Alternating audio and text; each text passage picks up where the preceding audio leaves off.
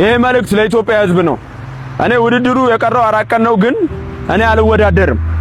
በቃ መወዳደር አልችልም። እኔ ለምን እንቁላሉን እኔ አስጠይቂያለሁ፣ በሃይማኖትም አስጠይቂያለሁ።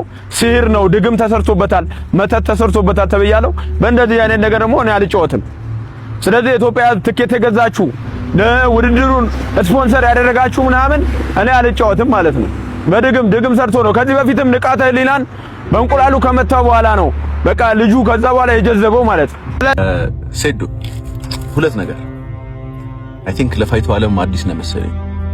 እንግዲህ ፕሮፌሽናል ሊንክ ትላለህ። let me give you one advice መቼም ፋይት ሙሉ ሆነ አትገባ።